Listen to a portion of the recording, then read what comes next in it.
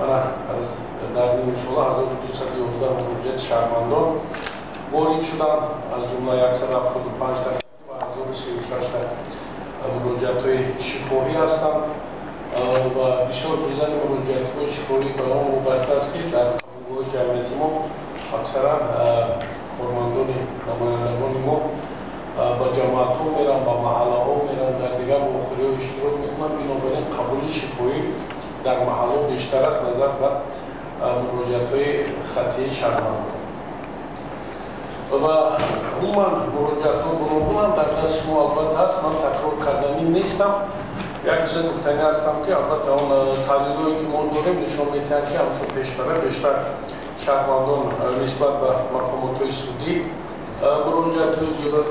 تقریبا 30% آن مراجعه‌های خطی که در دستگاه مرکزی مقامات به خط گرفته شده است نسبت مقامات سودی است و البته این هم بی‌سبب نیست.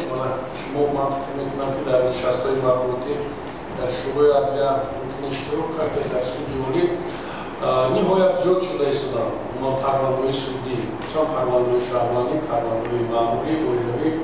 این البته پیشروی جمعیت است. این نشانه اون است که عموما در جمعیت امروز مردم به سوال‌جویی مشغول است، با کارهای خودش مشغول است.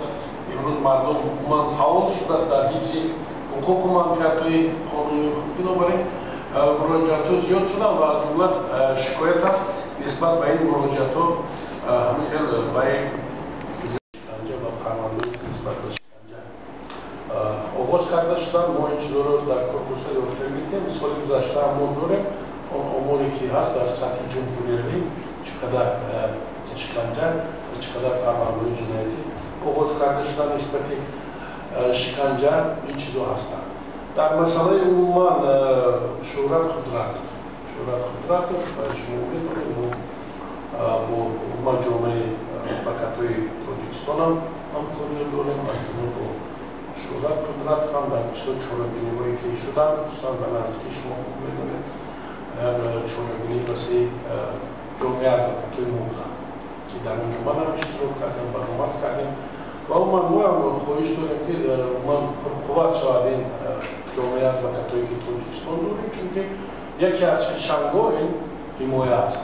از ردیف عیبدار کنی باید حمایه پرقوت باشد که این چیزا موازنت شود و البته شهرت قدرت در کرداری مشخص عیبدار کرده می شود در دادن پاره. شما خوب می‌دونید دوسیه مورد کودکس جنایتی و این شخص عیب اعلام کرده شده است، راجع به ادوکات هم تامین است و البته آن تفتیشات رفته ایستاده است، تفتیشات کاری جنایتی و آن صلاحیت‌هایی که ما داریم در عموما این مسئله، یعنی ما عموما مساعدت می‌کنیم برای اینکه حقوق‌های این شخص حمایه شود، با ادوکات تامین باشد. در محکمه سودی من اگر محکمه سودی شود ما نیز اشتراک می‌کنیم و البته تفتیشات ما دخالت کردن نمی‌تونیم و تفتیشات و فکر می‌کنم که امروز به طریق معتدل رفته ایستاده تفتیش این پرونده و حمایه هم اشتراک کرده ایستاده است. باز می‌بینیم نتیجه‌اش. من موافق قانون‌گذاری ما کودکس جنایتی ما من چنین اصطلاح نیست که ما چی میگیم زندانی‌های سیاسی داشته باشیم. در اون کودکس‌های جنایتی ما مدعی علوده هستیم که دوران جنایت اعتراف میشن و این وابسته به این جنایت‌ها شخصانی که دست به کردار و این دست به این جنایت‌ها میزنن موافق کودکس به جوابگری کشیده میشن. در مسئله همخوری ما شما خوب میدونید وقتی که ما زید سعیدوف عموما بازداشت کرده شد، مواخری هم داشتیم در مرافعه سودی. زید سعیدوف کارمندان ما از اول تا آخر اشتراک کردن در مؤسسه‌های زندانی که زندان‌های ما هستند. در اونجا این شخص‌ها ادای جزا میکنن، ما پیوسته با اونجا تشریف میبرن، از اونها هم تشریف میبرن و در آنجا ما شخصایی که از جمله شما باشید در اون که ادای جزا میکنن ما با آنها نیز با میخوریم.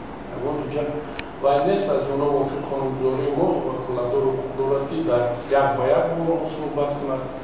این چیزا هستند. من اون شخصانی که соли гузашта буданд дар масъалаи ман чанд нафаре ки барои манамон теракти шаҳри хуҷанд дар ҷазои умуман якумра онҳо вай шуда буданд. Мо бо онҳо вохӯрдем, мусоидат кардем ки падару модари онҳо бо онҳо вохӯрданд ва хушбахтона суди олиам ҷазои онҳо ба 25 соли ваз кард, яъне ҷазои якумра онҳо 25 соли ваз карда шуд ва имрӯз албатта онҳо адои ҷазо карда истоданд ва мо пайваста дар ин муассисаҳо ташриф мегирем ва онҳо дар суҳбат ҳамеша ҳамкор ҳастем.